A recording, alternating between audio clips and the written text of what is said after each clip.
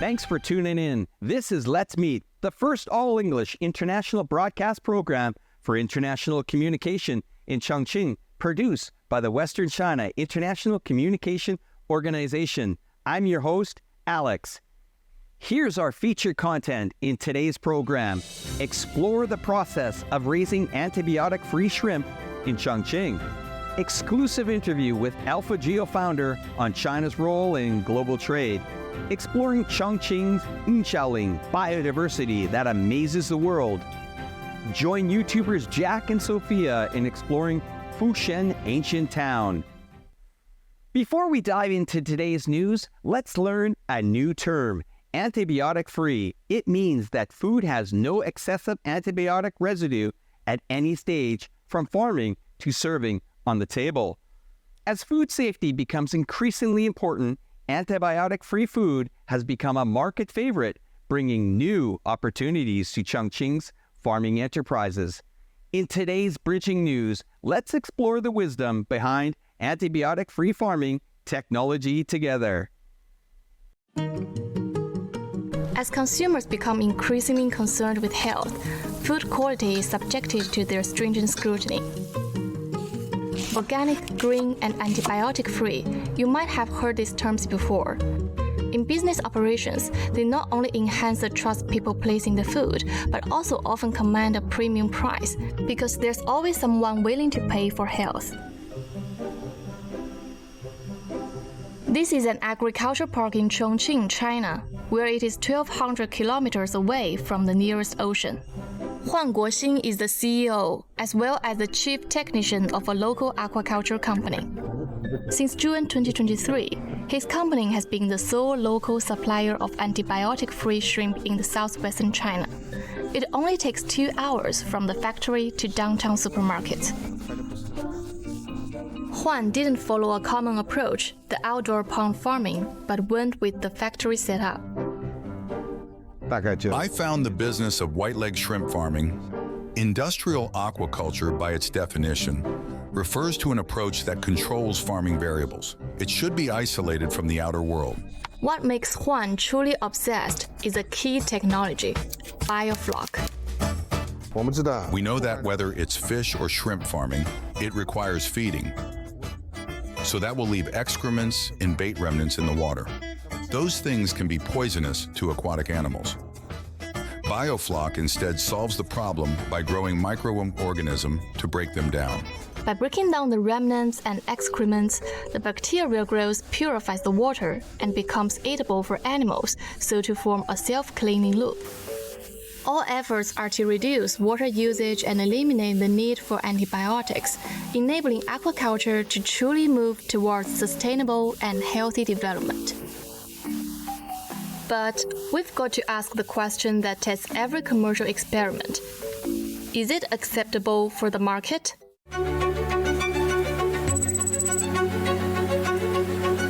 Huan's shrimp is labeled as antibiotic-free shrimp in the supermarkets, and that strategy seems to help. It's priced nearly double compared to the cheapest shrimp, and this hasn't dampened the consumer's enthusiasm. Through the 3-year cooperation, we climbed our base sales from 1.1 to 2.2 pounds, to presently 220 pounds a day. And it is growing. Customers aren't always looking for the cheapest option. Right now, the only thing limiting the market performance is production capacity. In inland areas, we have plenty spaces of growth in the market to support this type of mode.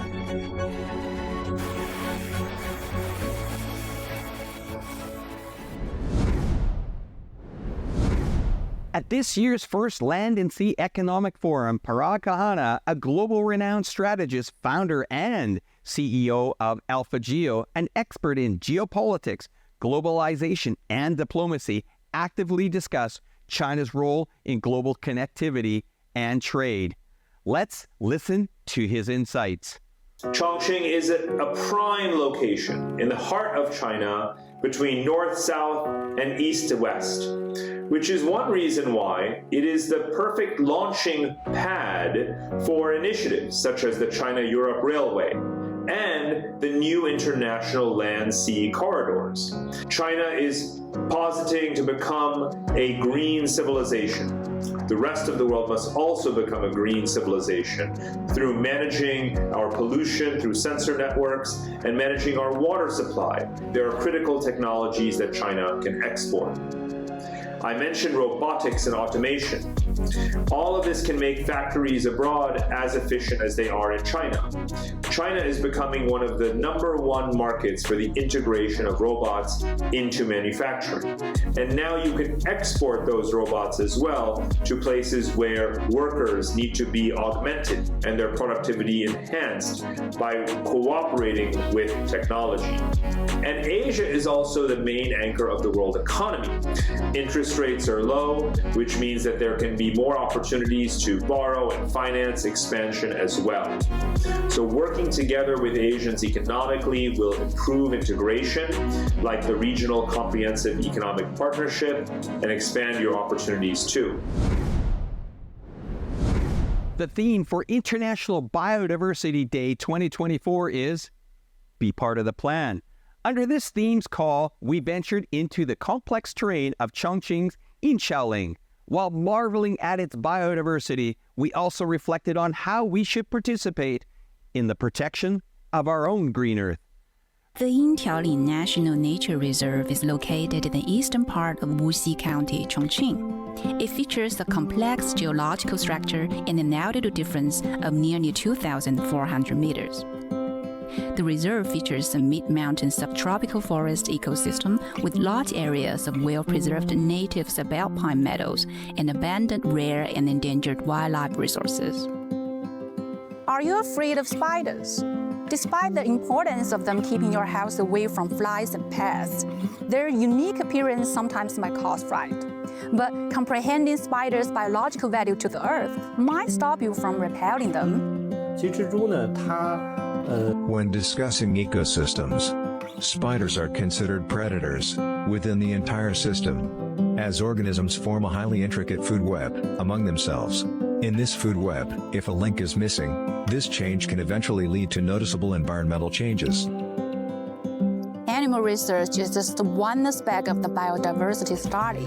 In the vast ecological system of Xiaoling Reserve, a huge scale of a special species also plays a significant role for the nature. Fungi are a significant group in the biological world. From the evolutionary perspective, they belong to the third domain of eukaryotic organisms. Together with plants and animals, they constitute the three main directions biological evolution. Over the past 3 years, we have identified approximately 414 species in our survey. Among them, around 102 species are new records for Chongqing.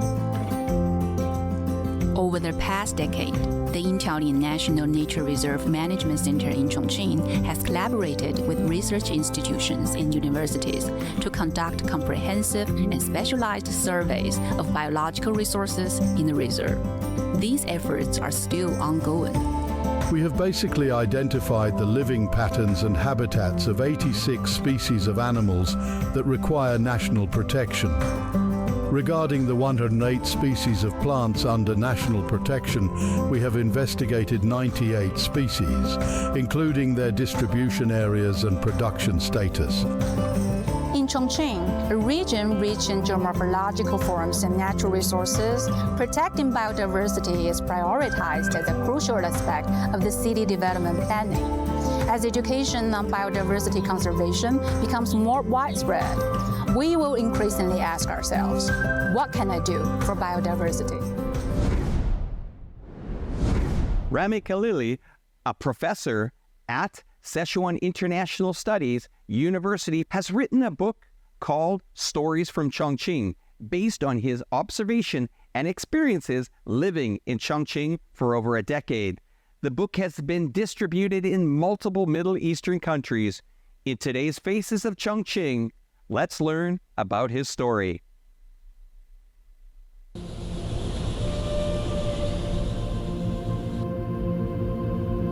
My name is Dr. Rami Khalil. I am Professor of Marketing and Management in Sichuan International Studies University. I'm honored to be here in Chongqing in 2013 when the Belt and Road Initiative been launched. And I'm glad to be a team of a lot of scholars, talents to work hard to promote Belt and Road. Well, the idea of this book came from one fact that Chongqing is, although it's a province, it's a key city, it's promising, we have some resources. If you see in the libraries or online, very few resources about Chongqing and maybe in English. But what about our partners in Middle East and North Africa, MENA region and Arab region? They are our historical partners for many years. That's why I decided to write this book. It will be a bilingual book. So we highlighted the importance of the city. I had some overview about the key achievements. It will help them to introduce and attract more people to collaborate with our city. It's connecting people, bringing allowing resources and capital to move freely, help people for safe coexistence. And in order to have this, in order to connect people, I would suggest we have many things we can do from our position. YouTubers Jack and Sophia from Australia and Nepal embarked on an exploration of the Funen ancient town in Funen district of Chongqing, delving into rural life and experiencing the rejuvenated rural scenery. Let's take a look together.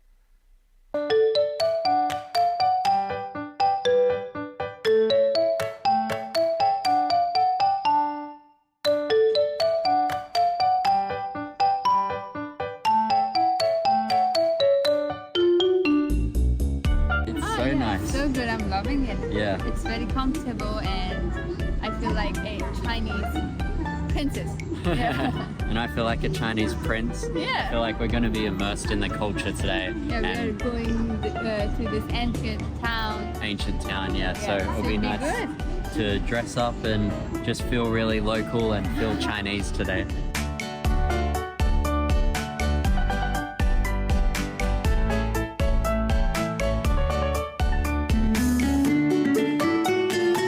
Ancient town's really nice. Yeah, it's really good. It's different than the China we see in the city. Yeah, right? This is like seeing the real China, raw China. It's so pretty.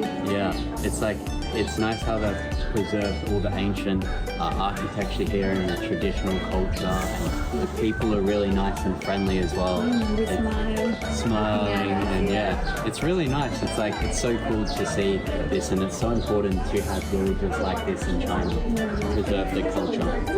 Yeah.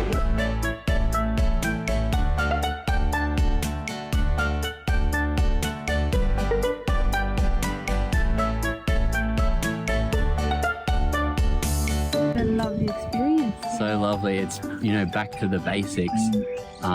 Farming and growing your own food and vegetables is just so nice, and you can tell the people out here are so happy with their way of life. Yeah, especially interacting with farmers. Wow. Yeah, like we asked one guy if he wanted to, would you live in the city? And he said, I could go to the city and work, but I just love it out here. It's so beautiful. I like what I do. This is my home. And to me, that's just so beautiful. What do you imagine mountains to look like? Have you ever seen Blade Shade Mountains? Recently, a video of the Blade Shade Mountains in Chongqing attracted over 200,000 viewers on Twitter. People couldn't help but to exclaim, "Wow, just incredible. Nature never ceases to amaze." That brings today's program to an end. Let's meet, showcasing New Chongqing to the world. I'm your host, Alex. See you next time.